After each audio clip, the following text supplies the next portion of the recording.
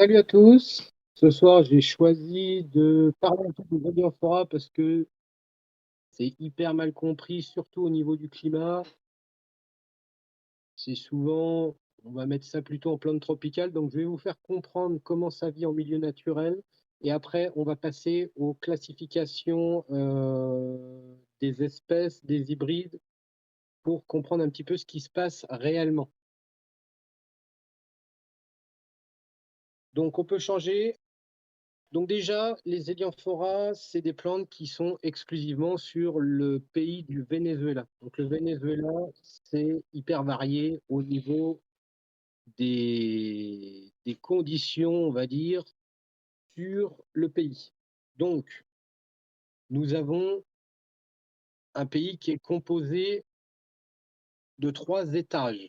Donc, pour commencer, nous avons l'étage des forêts tropicales, pour le Venezuela, forêt tropicale qui est au rez-de-chaussée. Donc je pense que tu peux changer. Donc le rez-de-chaussée, c'est une zone très humide et très élevée en température. Aucun Helianthora ne pousse sur cette partie du pays. C'est trop chaud, trop humide. Vous allez voir après pourquoi les Helianthora ont besoin d'autres températures. Et nous avons un substrat qui est beaucoup trop riche, hein. On se trouve en forêt tropicale, donc forêt tropicale dit feuillage des arbres qui tombent au sol et qui provoquent des terres qui se retrouvent avec de l'humus au sol. Donc ce n'est pas du tout adapté au monde carnivore. Que ce soit les Helianthora ou toutes les plantes carnivores, elles se sont adaptées à trouver de l'azote en dehors du sol.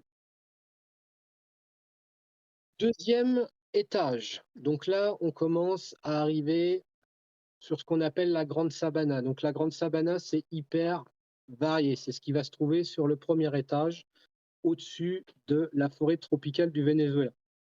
Sur le grande sabana, nous avons 2 espèces d'Helianthora qui se sont adaptées à ce milieu parce qu'il ne faut pas forcément de grande amplitude thermique pour ces 2 espèces. Qui est Ciliata et Heterodoxa. Et donc, nous allons passer directement à l'endroit qui nous intéresse, c'est le dernier étage, c'est le tépuis, c'est au-dessus des nuages. Donc, absence complète de végétation. Donc, les substrats déjà sont complètement différents au niveau de ce dernier étage. Nous avons toutes les Helianthora qui se trouvent, comme vous voyez sur l'image, sur ces plateaux perchés très haut en altitude, et ça doit faire partie des choses les plus hautes qui existent dans le monde, mais sous une forme, on va dire, habitat pour la végétation, hein. C'est complètement différent, par exemple, d'une montagne qui est constamment enneigée. Là, on reste quand même sur des hauteurs d'altitude avec des conditions, avec de la chaleur en journée, qui font que la végétation peut s'installer. Mais il y a un mais à ces conditions, c'est que c'est des climats qui sont soumis à une météo extrêmement extrême sans arrêt, vu que c'est dépourvu complet de végétation. La végétation, comme on le sait, si vous prenez la forêt tropicale, la forêt maintient la chaleur maintient la chaleur au niveau de la forêt.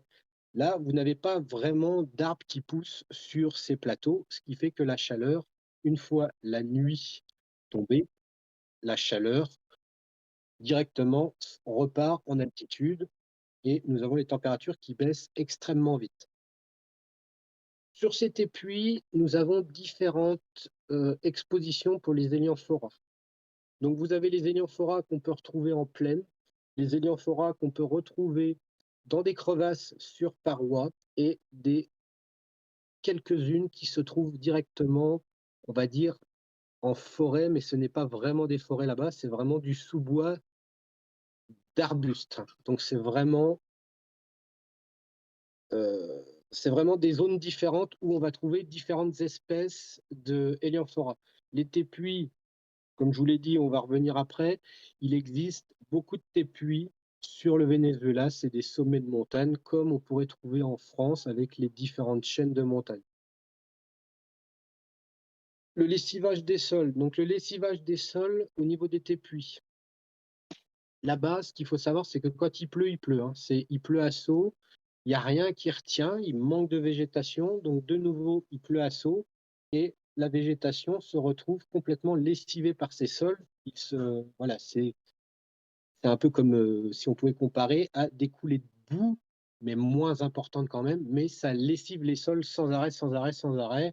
C'est un climat qui change d'heure en heure, hein, ça change sans arrêt d'heure en heure.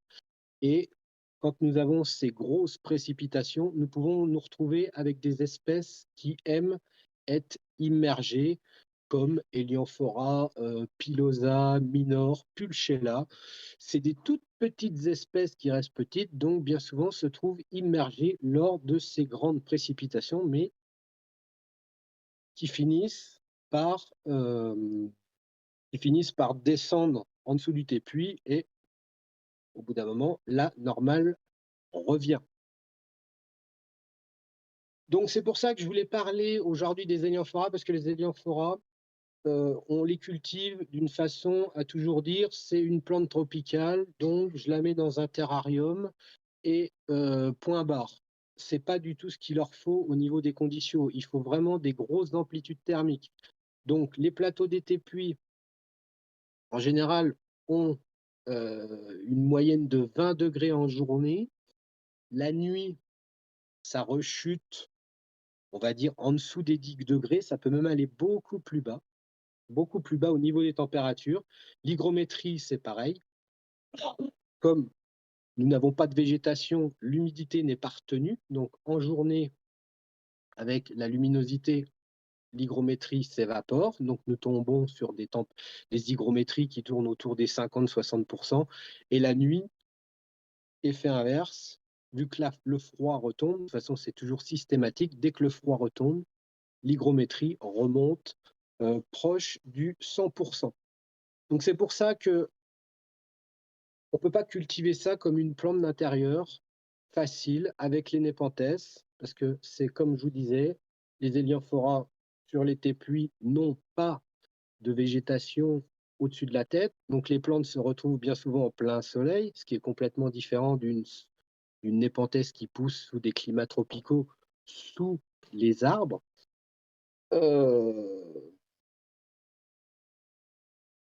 Donc voilà, au niveau des conditions réelles, on va dire pour température et hygrométrie.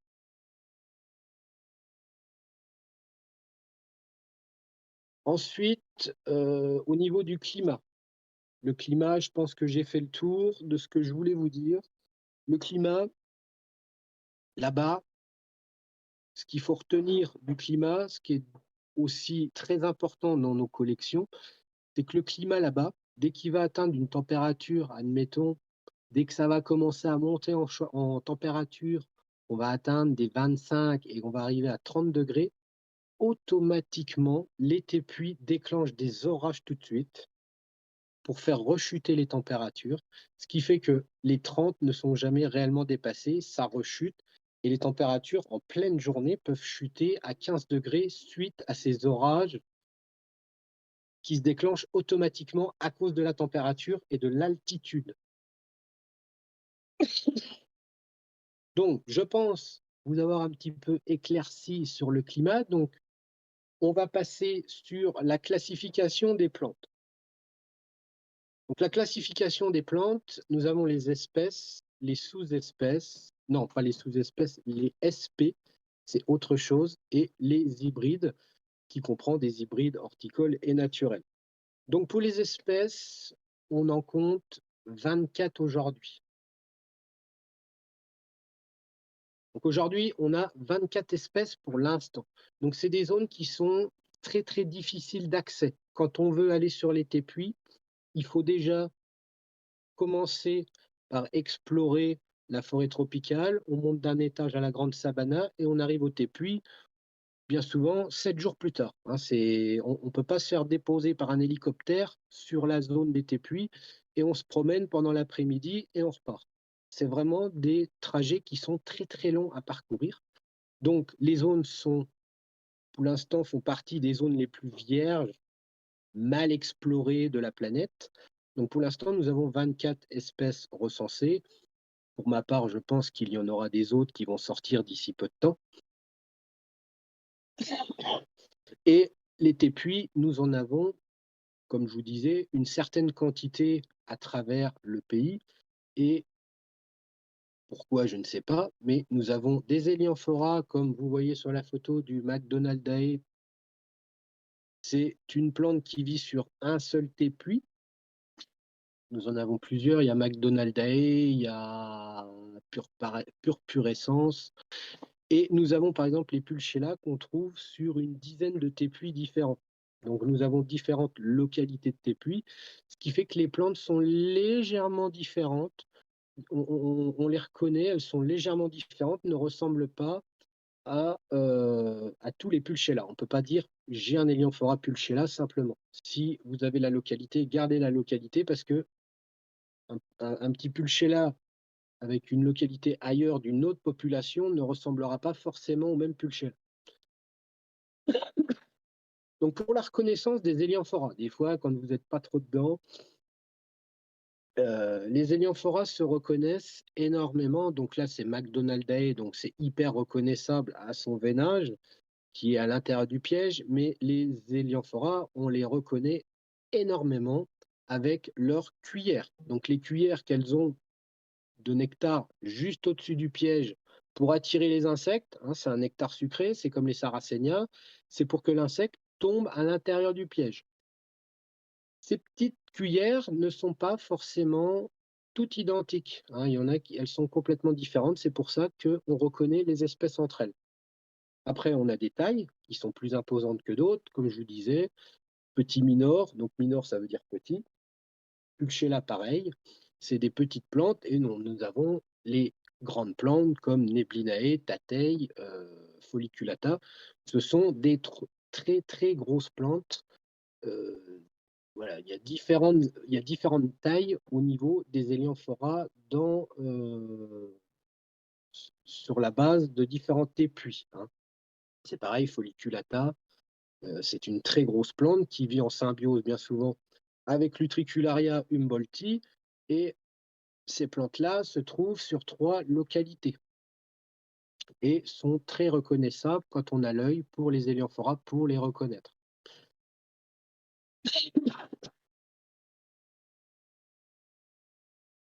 Donc après, nous avons dans ces Elianthora, nous avons depuis X années 2 espèces, 2 SP, pardon, je vais y arriver. 2 SP. Donc nous avons l'SP Acopan et l'SP Angasima. Donc ces 2 SP sont des plantes qu'on a ramenées de ces 2 tépuis, donc SP Angasima et SP Acopan, c'est le nom d'un tépuis. Pour l'instant, ils n'ont pas été classés en espèces. Pour l'instant, on ne sait pas ce qu'il en est de ces 2 SP.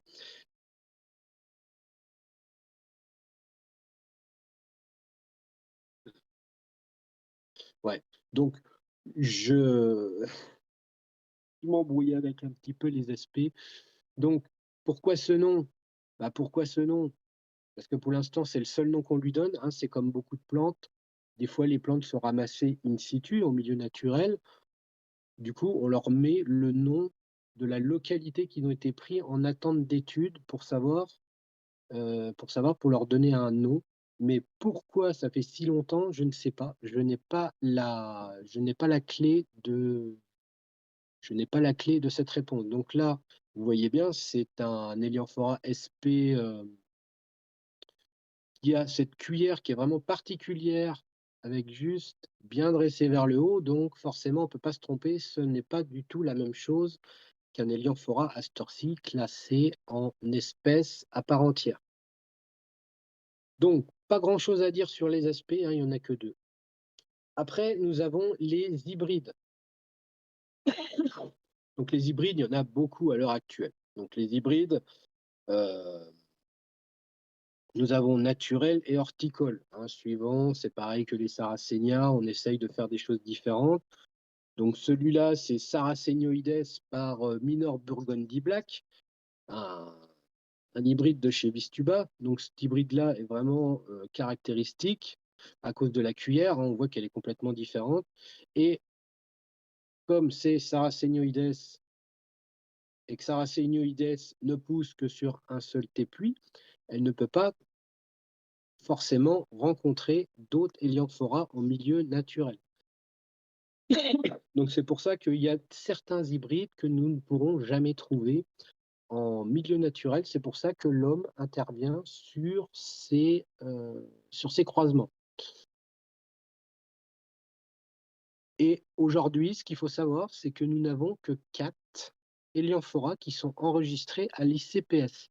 Donc c'est pas forcément les plus beaux, si on peut dire. Je sais qu'il y a Cyclope, il y a le Remmambo, puis les 2 autres, je sais plus ce que c'est.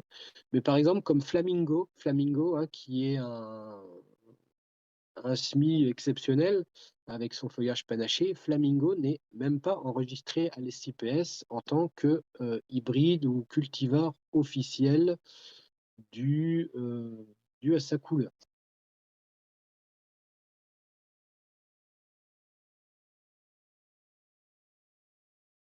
Donc, voilà, moi je me référence toujours à ce livre-là pour les identifications des Helianthora. Donc, si vous aimez les Helianthora, il n'y a qu'un seul livre, c'est celui-là qu'il faut avoir. Nous avons dedans chaque espèce d'Helianthora, chaque espèce est référencée avec son tépuis de localité où il a été trouvé, toutes les caractéristiques de la plante, toutes des photos in situ. Donc, quand on veut essayer de réfléchir un petit peu ce qui se passe, surtout sur des espèces comme Hexapendiculata ou Uncinata, on se disait, mais des fois, on n'y arrive pas bien et tout ça. C'est des plantes, en fait, qu'on se rend compte avec le livre que c'est des plantes qui poussent dans des crevasses. Donc, des crevasses sur parois qui ne voient jamais la lumière du soleil. Donc, les Helianthora, ce qu'il faut bien se dire, c'est que c'est des plantes surtout qui ont besoin d'une forte luminosité. On a la plupart des Helianthora qui poussent directement en plein soleil. C'est du plein soleil. Mais le fait d'être en altitude, ce n'est pas des plantes qui se retrouvent en plein soleil avec 40 degrés. C'est bien ce qu'il faut se dire. On ne peut pas mettre ça pendant la belle saison au milieu du jardin pour mettre ça avec les Sarracenia. Ce qui se passe quand on ne va pas cultiver les Helianthora correctement, vous aurez toujours des plantes qui seront vertes, étiolées, qui ne seront pas belles. On ne pourra pas voir la différence de couleur. Un Helianthora, bien souvent, a une couleur rouge. Les Helianthora, si elle n'a pas ces conditions d'amplitude thermique, que ce soit la température, l'hygrométrie ou la pleine luminosité, les cuillères se ressembleront toutes. Donc, ce qui est dommage parce que c'est comme ça que nous reconnaissons les Helianthora entre eux. Donc, je pense que j'ai fait le tour du sujet au niveau du climat pour les Helianthora. C'était surtout ça. Je ne voulais pas forcément parler de la culture aujourd'hui. On va passer avec vous aux questions pour savoir s'il y a des choses qui ont peut-être été oubliées. Et je ne pense ne pas avoir autre chose à rajouter pour ce soir.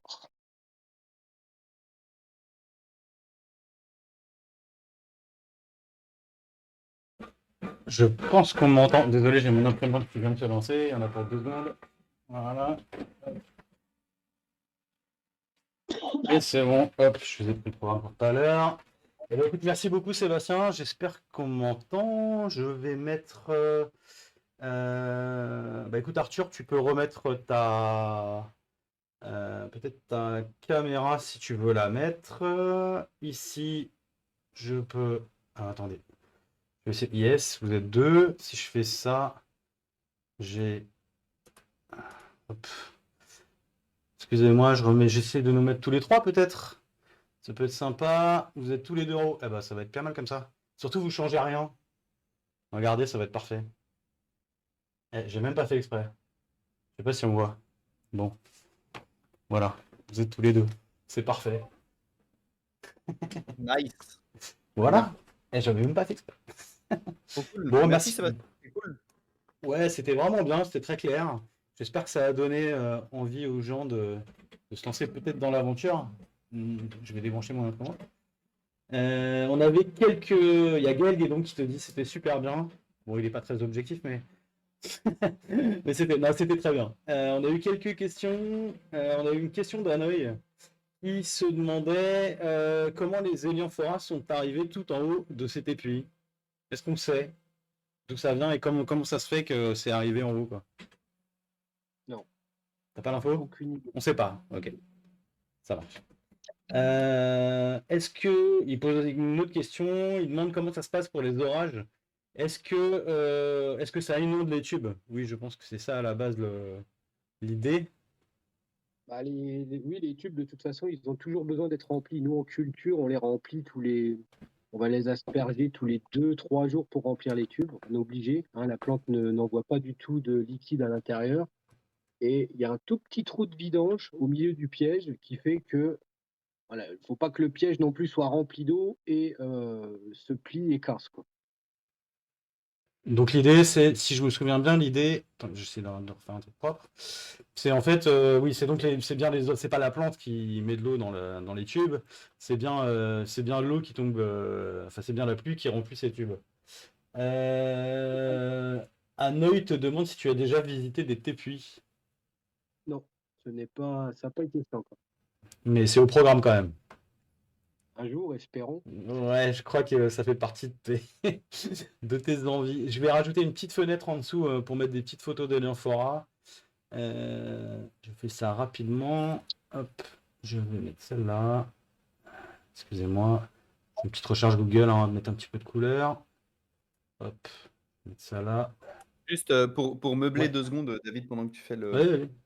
les réglages, c'est assez intéressant. Moi, j'ai pas mal travaillé sur les écosystèmes tropicaux d'altitude. Donc, c'est en gros les montagnes, mais sous les tropiques. C'est exactement comme les tépuis. Et en fait, c'est des endroits vachement intéressants parce que l'amplitude thermique, donc la différence de température entre le plus chaud et le plus froid, est plus importante sur 24 heures qu'entre les saisons. C'est-à-dire qu'en gros, il y a plus de différence de température entre le jour et la nuit qu'entre l'été et l'hiver. En fait, il n'y a pas vraiment d'été et d'hiver là-bas. Et c'est pareil pour tous les écosystèmes tropicaux d'altitude. Et du coup, c'est pour ça que les Hélianthora, ils ont vraiment besoin, enfin, en tout cas pour ceux qui poussent vraiment en altitude, ils ont besoin de cette différence de température entre le jour et la nuit. Et c'est assez impressionnant. Moi, j'ai travaillé dans des endroits qui étaient à 4-5 000 mètres d'altitude en Amérique du Sud. Et tu peux aller travailler le matin sous la neige. Tu as l'impression que c'est le milieu de l'hiver dans les Alpes.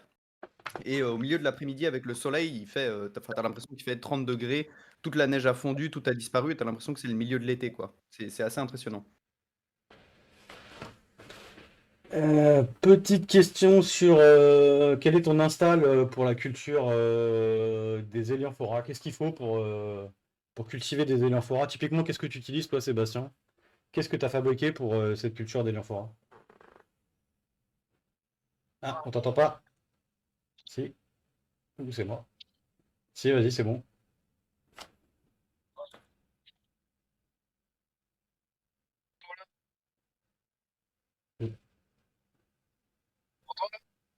Ah, on t'entend? Moi, je t'entends pas très bien, Sébastien. Ouais.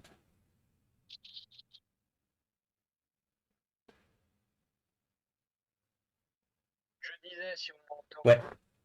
Ouais, c'est pas trop mal, vas-y. Ouais, ils sont en terrarium, hein. Le terrarium, c'est surtout pour gestion climatique beaucoup plus facile. Donc l'hiver, bah, on va mettre un chauffage en journée pour faire remonter la température. La nuit, j'ai pas forcément de chauffage parce que la serre, le terrarium est dans la serre, ce qui fait que la serre est chauffée à 5 degrés en hiver, ce qui fait que la nuit, j'ai mes 5 degrés dans la serre. Mais la journée, j'ai un chauffage de 8h à 18h, je crois, un truc comme ça, qui reclenche un autre chauffage pour chauffer ce milieu clos en journée en hiver. L'hygrométrie, c'est pareil. Il faut que l'hygrométrie remonte. Donc, à l'intérieur du terra, j'ai des systèmes de brumisation ultrasons pour remonter l'hygrométrie proche du 100% la nuit. Et la journée, il y a des ventilos pour assécher au maximum. Ok, donc terrarium et brumisation et changement de température, quoi. Moi, c'est ce qu'on m'avait dit quand on m'a conseillé sur la culture. On m'a dit il faut bien que ça sèche proprement entre deux arrosages. Ça fait partie des contraintes les plus importantes, quoi. C'est ce qu'on m'a expliqué. Bah, l'atmosphère, hein, Oui, l'atmosphère. Oui, bien sûr, l'atmosphère. Qui est bien des Et phases donc, différentes. ouais. Et là, cette semaine, du coup, j'ai reçu le système de refroidissement. Donc là, je vais passer sur un autre terrarium avec un système de refroidissement pour ne pas dépasser ces fameux 30 degrés en journée. D'accord. En serre, ça Et doit là, pas être si simple que ça, je suppose. non, bah, il suffit d'avoir le matériel. Ouais. Et du coup, parce que on a certaines espèces qu'on se rend compte avec Gaël, comme Sarracénioides et Purpurascens, c'est des plantes, pour lui, qu'il ne faut pas dépasser les 28 degrés. Après, ça devient trop critique pour ces plantes-là. C'est vraiment des plantes qui poussent sur des tépuis, on va dire, les plus critiques, hein, parce qu'entre les tépuis, il y a différents climats, entre guillemets.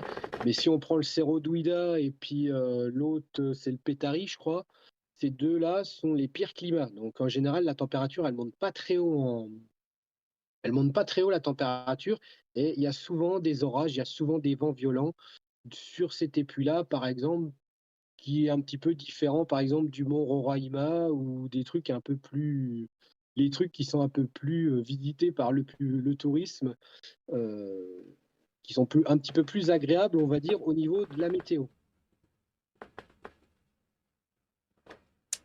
Vous m'entendez Parfait. toujours? Si, ouais, c'est bon.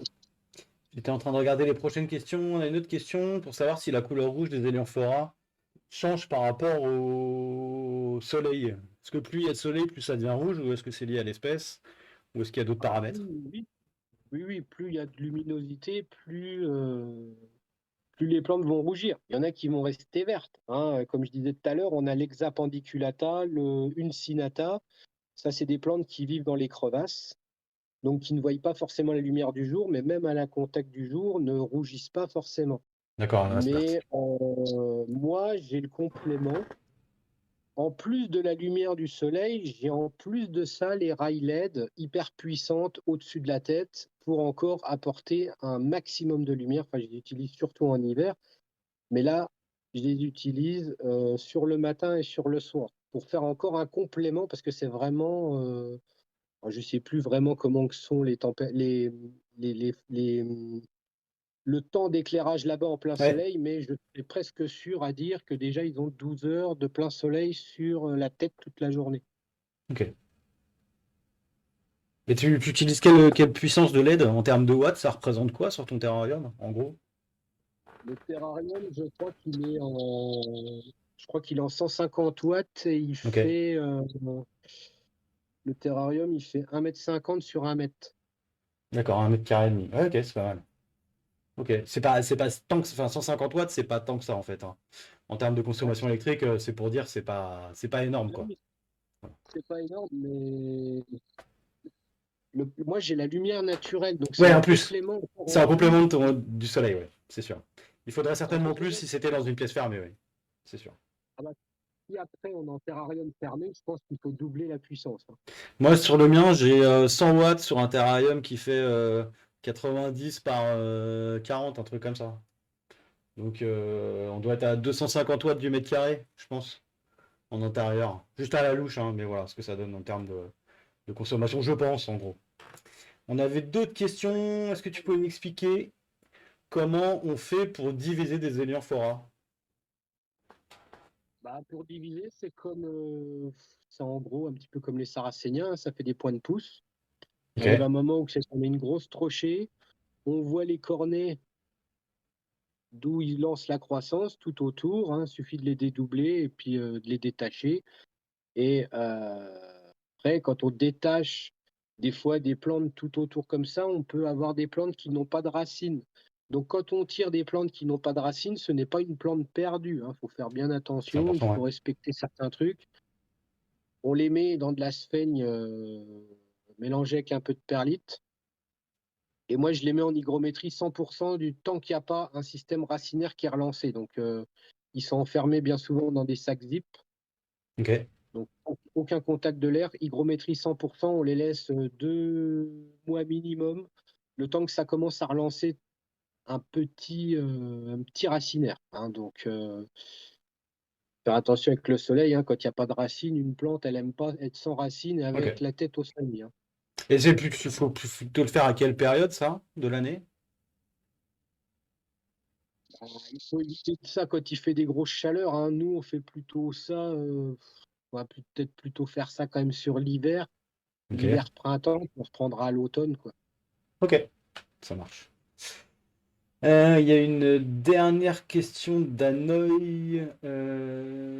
Qu'est-ce que mangent les Helianthora dans les tépuis? Est-ce qu'il y a des mouches? Est-ce que c'est d'autres types d'insectes? Est-ce qu'on sait en gros ce que ça mange? Alors, on m'a parlé de ça il n'y a pas si longtemps. Apparemment, les Helianthora au milieu naturel se nourriraient quasiment exclusivement de moustiques. Donc, le moustique a la particularité de pouvoir se poser sur l'eau, hein, pour pouvoir pondre. Et l'Helianthora utiliserait apparemment une enzyme dans ce liquide à l'intérieur des pièges qui fait que dès que le moustique se pose sur l'eau, il n'a aucune possibilité de se poser. Donc, il coule direct. D'accord. Il inverse le processus des moustiques. En fait, au bout des pattes, normalement, ils ont des poils gras, hein, Avec la pour pouvoir tension de se surface, poser ouais. sur l'eau. Oui, d'accord. Ouais, ouais, ok. Je vois. Pour pouvoir se poser sur l'eau. Et apparemment, les Lianphora ont une enzyme qui annule D'accord.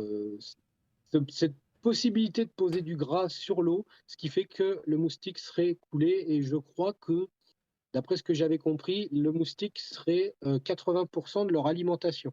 D'accord. Ok, très intéressant en tout cas. Merci beaucoup. Il y a une question d'Alexis qui demande pourquoi les racines des Helianthora sont si peu nombreuses par point de pouce. Est-ce qu'il y a une explication? Le fait qu'il n'y ait pas beaucoup de racines. À la base, un Helianthora n'est pas fait pour être divisé en milieu naturel. Donc, elle va lancer son pivot principal avec énormément de racines et les plantes vont pousser tout autour. Hein. D'accord. C'est comme ça. C'est pas fait pour être divisé. Et puis, avec le temps, les plantes avancent, elles commencent à lancer beaucoup de racinaires avec les années. Et puis, bah, au fil du temps, je suppose que le milieu central finit par crever. Et puis, les plantes avancent petit à petit comme ça. Part, De d'accord. toute façon, Ok. le milieu naturel, faut pas le confondre avec faut vraiment pas le confondre avec la culture. Hein. C'est comme Hmm. quand on regarde les Sarracénias. Regardez les photos de Sarracénia in situ. Vous ne verrez jamais des Sarracénias avec des trochées de 100 pièges sur le même pied. C'est toujours des plantes qui lancent 2-3 pièges. C'est toujours. Alors pourquoi? Ça, c'est une grande question. On aura peut-être un jour la réponse. Arthur, je ne sais pas si tu avais d'autres questions, des remarques, des infos pertinentes à nous proposer. Bah non, moi je trouve que c'était très clair. C'était très bien. Je suis Donc d'accord. après, si on veut se lancer dans les Hélianthora, Ouais, bonne question. on dit toujours d'utiliser les hybrides vraiment basiques. Hein, c'est Heterodoxa X Nutant et Heterodoxa X Minor qui s'adaptent vraiment à tout. Il n'y a pas vraiment besoin d'amplitude thermique. On peut cultiver ça vraiment n'importe comment et limite ça va tenir. Il y en a beaucoup qui les cultivent avec les sarracénias en serre froide. Attention, il ne faut pas que ça gèle non plus. Ouais, Ça marche. Il y en a qui mettent ça en terrarium ou simplement dans un bocal derrière la fenêtre. Ça marche. Mais ce qu'il faut faire très attention, c'est de prendre vraiment Heterodoxa X minor ou Heterodoxa X nutant, parce que si vous prenez d'autres hybrides, c'est pas parce que c'est des hybrides que la culture est facile. Si on prend des hybrides à base de purpurescence, sarracénioides, tatei ou je ne sais quoi, ça aura les gènes des parents qui sont beaucoup plus réticents au niveau de la culture des amplitudes thermiques. Donc il d'accord. faut faire très attention de ne pas faire un truc à se dire je vais prendre tel ou tel hybride. Hein. C'est pas parce que c'est un hybride qu'on y arrivera plus facile qu'une espèce à part entière. Ok. En termes de substrat, tu nous as dit taupe plus perlite. Est-ce qu'il y a d'autres substrats possibles? Qu'est-ce que tu conseilles, toi? Moi, je suis en Moi, je suis pour la plupart maintenant 60-70% perlite et 30-40% de tourbe. Pour les D'accord. plantes qui n'ont quasiment pas de racines, qu'on vient de recevoir ou de diviser, là, je suis sur un 50-50, il me semble, de sphène morte et perlite. Ok, tu mélanges les deux? Oui. Ou tu fais Oui, ou avec t'as la des perlite. étages. Ok. Il y a un œil qui nous demande s'il y a de la sphaigne sur les tépuis. Non, la sphène n'est pas présente dessus. Ok. C'est ouais, c'est de la roche, comme tu disais tout à l'heure. Il y a une autre question qui demande comment se reproduisent les Helianthora sur les tépuis. Vu qu'il n'y a pas d'abeilles si haut, si, mais est-ce que ça fait des fleurs?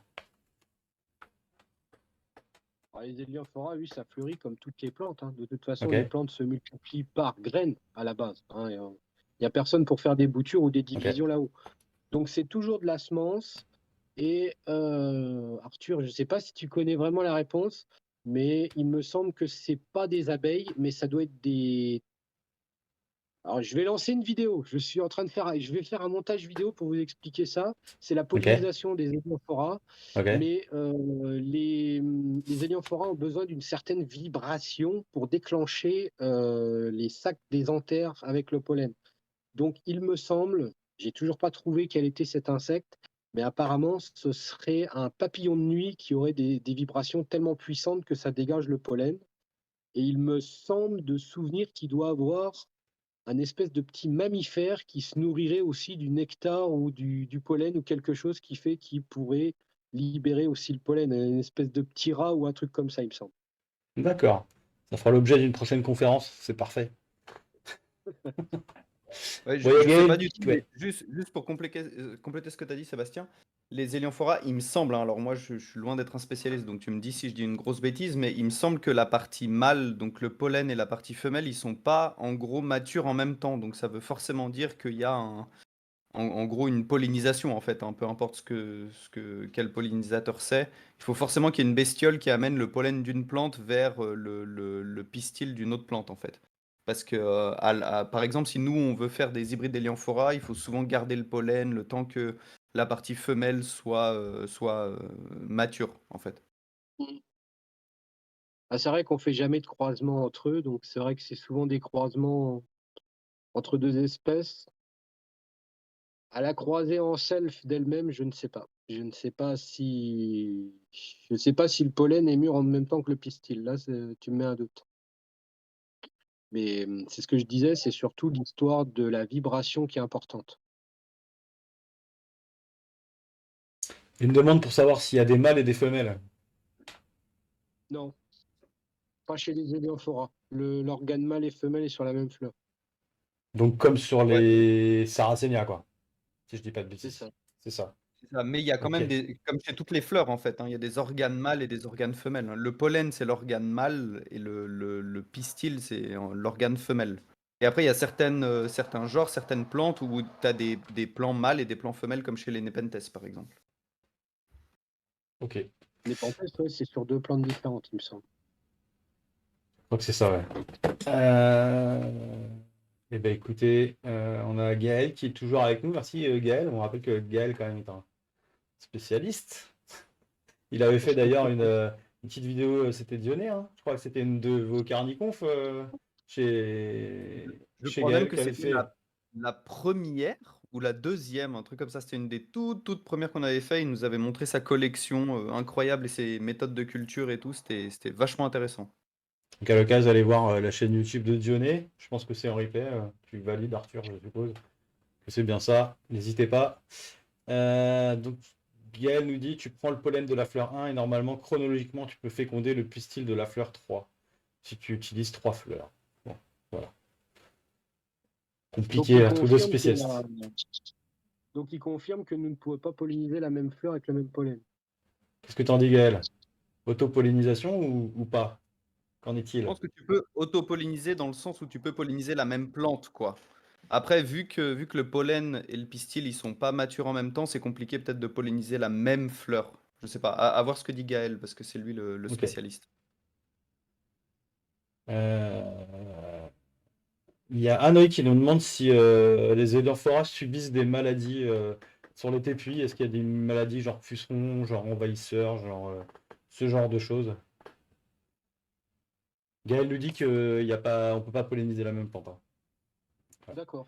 Est-ce qu'il y a des maladies sur les éléphantes, des maladies connues, des... La maladie qu'on a beaucoup à cause des terrariums, c'est le TRIPS. Ouais. C'est le TRIPS, milieu confiné, et ça fait des ravages très vite. Et la maladie, c'est le dessèchement de la plante. La plante qui sèche subitement, sans explication. Donc, c'est des maladies, normalement, c'est le pythium. On a le pythium aussi sur les éléphantes. Mais de toute façon, une maladie, ça n'existe pas forcément en milieu naturel, hein. Maladie, c'est souvent des problèmes de culture parce que telle ou telle chose n'a pas été respectée. En milieu Conditions de naturel, culture, ça quoi. Ouais. n'existe pas. Ouais, ça n'existe pas. C'est comme un céphalotus. Donc c'est qu'on dit toujours les céphalotus, ça attrape l'oïdium sans arrêt. Ça attrape l'oïdium chez nous. Mais Ouais, en Australie, les céphalotus crèvent pas toutes les 5 minutes, quoi. clairement. Je sais que ça, la ventilation, c'est un des trucs principaux en culture intérieure. C'est vraiment le conseil que je donne à chaque fois qu'on me pose la question. Commencez par bien ventiler vos espaces de culture et puis après, vous commencez vraiment à travailler sérieusement sur cet espace, quoi. Mais soyez sûr que tout est bien ventilé, que les plantes elles respirent. Il y a un œil qui nous demande si les amphora Godzilla existent vraiment. Mais oui, je crois que ça fait partie des trucs reconnus par l'ICPS, c'est ça? Non, je suis pas sûr. Non, Godzilla, il n'est pas enregistré. Ok. C'est ouais, c'est un truc géant. Alors, peut-être que Gaël va confirmer. Il me semble que c'est Tatei par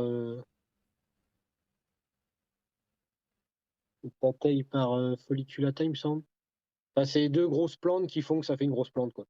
Ouais. Mais moi, je suis pas fan du tout parce que c'est une plante qui monte sur un tronc, hein. C'est exactement comme Tatei.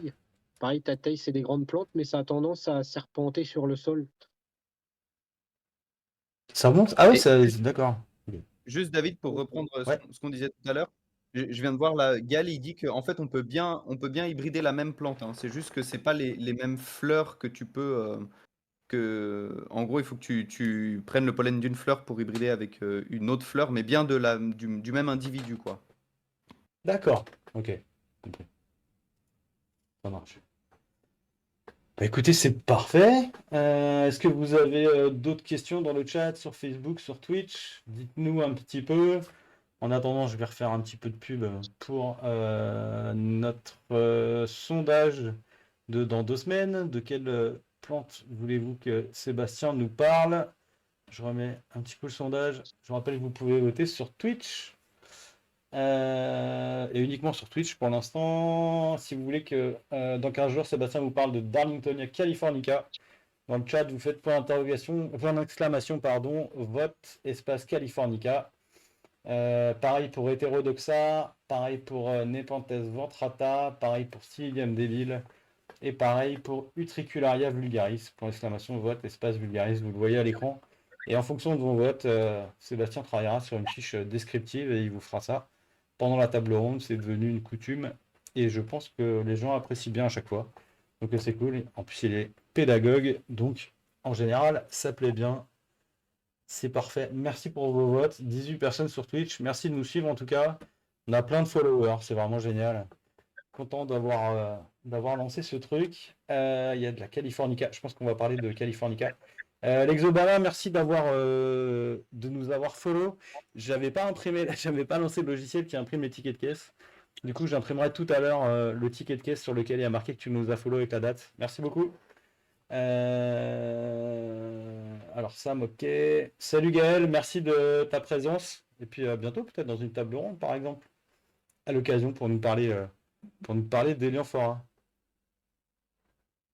Eh ben écoutez, je vous propose qu'on passe à la suite au Chill Con Carne.